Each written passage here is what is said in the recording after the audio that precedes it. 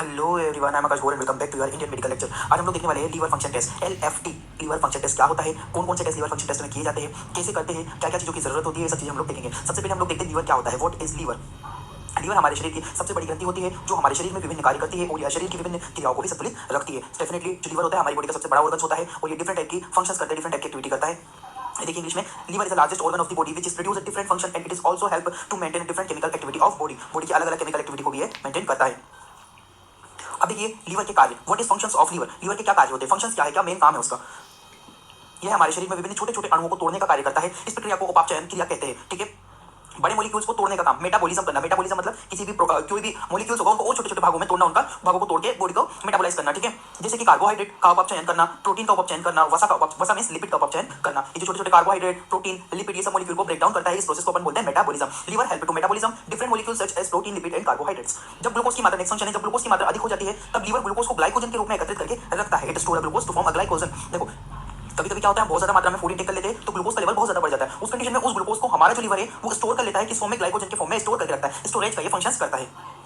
Liver के कार्य और कार्य देखिए, लीवर के विभिन्न प्रकार के विटामिन जैसे कि vitamin A, D, E and vitamin बी12 को एकत्रित करके रखता है। डेफिनेटली स्टोरेज का एक फंक्शन है। ए, डी, ई विटामिन को स्टोर करके रखेगा, विटामिन बी12 को स्टोर करेगा। It is help to store different type of vitamin. यही सेम इंग्लिश में एक्सप्लेन है यहाँ पे। लीवर कई विभिन्न प्रकार के प्लाज्मा प्रोटीन भी बनाता है जैसे कि एल्ब्यूमिन, ग्लोबुलिन एंड फाइब्रिनोजन। आपको पता है ब्लड में जो प्लाज्मा होती है, प्लाज्मा के 3 प्रकार के विशिष्ट प्रकार के प्रोटीन पाए जाते हैं जिन्हें एल्ब्यूमिन, ग्लोबुलिन एंड फाइब्रिनोजन हम कहते हैं। इनको भी ये बनाने का काम करता है, प्रोडक्शन करता है। Liver also help to formation of different type of plasma protein like albumin and globulin and fibrinogen। Liver कई विभिन्न प्रकार के एंजाइम्स का भी निर्माण करता है जैसे एसजीओटी, एसजीपीटी कहते हैं। और भी एंजाइम्स होते हैं जैसे जीजीटी, गामा ग्लूटामिन ट्रांसफरेज, और भी कई एंजाइम्स का निर्माण करता है। मींस लीवर होता है कई थाउजेंड से भी ज्यादा फंक्शंस करता है which is not possible to explain in this video. ठीक है, हम लोग आगे बढ़ते हैं। लीवर फंक्शन टेस्ट क्या होता है और क्यों किया जाता है। What is liver function test, why we done this test. क्या जरूरत होती है लीवर फंक्शन टेस्ट करने की, हम क्यों लीवर फंक्शन टेस्ट को करते हैं। लीवर फंक्शन टेस्ट एक विशेष प्रकार का टेस्ट होता है जिसके द्वारा विभिन्न प्रकार की बीमारियों का पता लगाया जा सकता है जैसे कि पीलिया जो है जॉन्डिस, पीलिया की डिसीज होती है जिसमें येलोइश स्किन, येलोइश आईज हो जाती है। देख, त्वचा एवं आंखों का पीला पड़ जाना, येलोइश स्किन एंड आईज, आंखों का और त्वचा का पीला पड़ जाना। पेट में दर्द होना, स्टमक बहुत ज्यादा स्टमक पेन होना। Hepatitis B and C infection. ठीक है, हेपेटाइटिस बी एंड सी एक वायरल इन्फेक्शन होता है, वायरल हेपेटाइटिस कहते हैं, लीवर को डिस्ट्रॉय करता है। इसका भी हम इसके थ्रू लीवर फंक्शन टेस्ट के थ्रू पता लगा सकते हैं। कुछ कंडीशंस होती है। मेडिकेशन साइड इफेक्ट, क्या अपन ने मेडिकेशन लिया है, हो सकता है कोई मेडिकेशन साइड इफेक्ट कर गई हो, लीवर सेल को डैमेज करने लगा हो, लीवर को डैमेज करना हो, और एल्कोहलिज्म वगैरह और भी बहुत सारी चीजें होती है जिसके अपन इस चीज का पता लगा सकते हैं।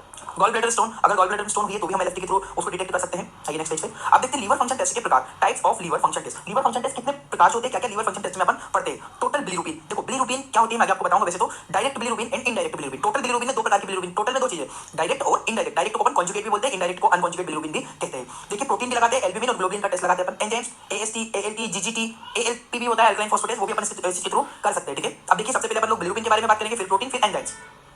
बिलीरुबिन क्या होती है, व्हाट इज बिलीरुबिन। बिलीरुबिन एक एक्चुअल में, बिलीरुबिन हमारी आरबीसी का विघटित भाग होती है। समझो, आरबीसी जो है जब टूट जाएगी 120 दिन के बाद तब वो बिलीरुबिन का निर्माण करती है एवं इसका हमारे शरीर में कोई कार्य नहीं है, इसीलिए इसको मूत्र के द्वारा शरीर से बाहर निकालिए, यूरिन के थ्रू ये बॉडी से बाहर निकाल दी जाती है। कब, जब आरबीसी का जन्मकाल कंप्लीट होता है 120 दिन के बाद। देखिए bilirubin is a metabolic product of RBC and it is remove from the body by urine, urine के थ्रू बाहर निकाल दी जाती है। सेम चीज मैंने नीचे इंग्लिश में एक्सप्लेन किया उसको। सर्वप्रथम अब देखो आरबीसी कैसे टूटेगी। सर्वप्रथम पहले आरबीसी का जीवन काल यानी 120 दिन कंप्लीट होने के बाद आरबीसी टूटने लगती है। सबसे पहले बिलीवर्डिन का निर्माण करती है। क्या होगा, आरबीसी टूटी, टूट के बना लिया बिलीवर्डिन जो हरे कलर का पिगमेंट होती है। अब ये बिलीवर्डिन और छोटे छोटे भागों में टूटने लगती है और ये टूटकर बिलीरुबिन का निर्माण कर लेती है। यह बिलीरुबिन पीले कलर की दिखाई देती है और यह मूत्र के साथ मिलकर मूत्र को पीला कलर में बदल देती है। समझना येलो कलर में क्यों, क्या रीजन है, व्हाट इज रीजन कि जो यूरिन होती है येलो कलर की होती है। रीजन इज दैट क्योंकि जब आरबीसी है, आरबीसी टूटेगी, कब टूटेगी, आरबीसी टूटेगी 120 दिन के बाद। जब 120 दिन के बाद टूटेगी तो सबसे पहले बिलीवर्डिन बनाएगी जो कि हरे कलर का पिगमेंट है, और हरे कलर का पिगमेंट और टूटेगा तो येलो कलर का पिगमेंट बनाएंगे जिसे अपन कहेंगे बिलीरुबिन। बिलीरुबिन का टाइप्स मैं आपको आगे बताऊंगा। ये होता है बिलीरुबिन जो कि आपने समझा यहाँ पे। बिलीरुबिन एक येलो कलर का पिगमेंट है जो कि स्टूल फीसेस जो पोटी होती है उसको भी येलो कलर, वेस्टर को बिलिनोजन जाके मिलता है, वो आगे और मेटाबॉलिक प्रोडक्ट होता है, but we don't have to give go the detail. ठीक है, इंग्लिश में समझ लीजिए। Firstly RBC start to destroying after 120 days, it break down into biliverdin which is a green color pigment, and this biliverdin break down into bilirubin which is a yellow color pigment, and it is removed from the body by using a urine and it give a yellow color of urine। ठीक है, bilirubin urine को yellow colour provide करती है। Next stage पे आते हैं, bilirubin के प्रकार, कितने टाइप्स होते हैं, बिलिरुबिन के कितने प्रकार होते हैं। ठीक है, बिलिरुबिन को सामान्यतः 3 भागों में विभाजित किया गया है। Bilirubin divided into 3 parts. कौन कौन से part, total bilirubin, total bilirubin के अंदर ही आती है डायरेक्ट बिलिरुबिन और इनडायरेक्ट बिलिरुबिन। बिलिरुबिन के प्रकार, टाइप्स ऑफ बिलिरुबिन। ठीक है, उसमें अपने टाइप्स ऑफ बिलिरुबिन देखा है, यहाँ पे अपने देखा था टाइप्स ऑफ बिलिरुबिन, यहाँ पे थोड़ी सी मिस्टेक हुई, यहाँ पे टाइप्स ऑफ बिलिरुबिन की जगह यहाँ पे चेंज करना था नॉर्मल रेंज ऑफ बिलिरुबिन। देखिए नॉर्मल रेंज, टोटल बिलिरुबिन जो होती है, टोटल बिलिरुबिन 1.2 mg पर डेसीलीटर, ये टोटल बिलिरुबिन की रेंज होती है, और डायरेक्ट बिलिरुबिन होती है 0.2 mg पर डेसीलीटर। ठीक है, अब देखो टोटल बिलिरुबिन पहले अपन टेस्ट कर लेते हैं टोटल बिलिरुबिन का, टोटल बिलिरुबिन के बाद हम कर लेते हैं डायरेक्ट बिलिरुबिन का। अब हम लोग क्या करेंगे, डायरेक्ट बिलिरुबिन में से टोटल बिलिरुबिन के अंदर से डायरेक्ट बिलिरुबिन को माइनस कर देंगे, घटा देंगे तो हमारी रेंज आ जाएगी इनडायरेक्ट बिलिरुबिन की। अब देखो बिलिरुबिन के बढ़ जाने पर क्या होता है, इंक्रीज लेवल ऑफ बिलिरुबिन अब जब बिलीरुबिन का लेवल बढ़ेगा तो इसे बोलते हैं अपन हाइपर बिलीरुबिनेमिया। क्या कहते हैं? हाइपर बिलीरुबिनेमिया एक कंडीशन होती है जिसमें बिलीरुबिन का लेवल बढ़ जाता है। देखिए यदि बिलीरुबिन का लेवल 2.1 mg पर डेसीलीटर से ज्यादा बढ़ जाता है और वह बहुत ज्यादा मात्रा में यूरिन में निकलने लगे, तब इस अवस्था को हाइपर बिलीरुबिनेमिया कहते हैं। हाइपर मतलब ज्यादा कहते हैं। बिलीरुबिन की बहुत ज्यादा मात्रा बढ़ जाने पर पीलिया की बीमारी होती है जिसे अपन जॉन्डिस कहते हैं। अब देखिए हमेशा याद रखना कि हाइपर बिलीरुबिनेमिया एक टर्मिनोलॉजिक वर्ड है जो कि हर जगह आपको पूछा जाएगा। हाइपर बिलीरुबिनेमिया का मतलब होता है increase level of bilirubin in urine के अंदर। ठीक है, जॉन्डिस क्या होता है? देखो स्क्लेरा, आइस की स्क्लेरा का येलो हो जाना, ये नॉर्मल हैंड है, ये जॉन्डिस वाला हैंड है। जब ये बिलीरुबिन बढ़ता है तो इस कंडीशन में हम देख सकते हैं। मैं आपको जॉन्डिस के ऊपर एक सेपरेट वीडियो प्रोवाइड कर दूंगा बाद में।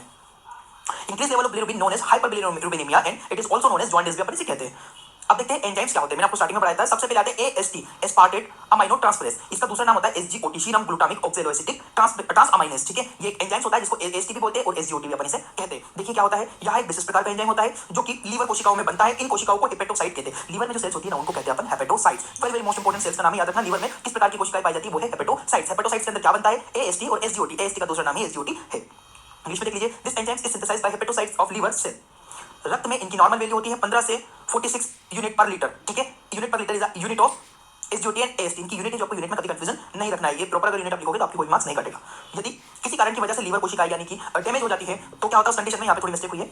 तब इस अवस्था में रक्त में एएसटी की मात्रा बढ़ जाती है। ठीक है, if any hepatic cells are damage, definitely अगर आप यहाँ पे एक चीज समझ सकते हो, मैं आपको बता सकता हूँ जैसे कि ये सेल है, सेल के अंदर ये बढ़ रहा है आपका एएसटी, एसटी, एसजीओटी। अगर एएसटी की अगर ये सेल डैमेज होती है तो एएसटी ज्यादा रिलीज होगा और ये चला जाएगा ब्लड में। इस वजह से यहाँ पे आपको देखा जा सकता है इस कंडीशन में कि यहाँ पे अगर ज्यादा लेवल बढ़ रहा है तो हेपेटोसाइट ब्लड में ज्यादा लेवल बढ़ जाता है एसजीओटी का।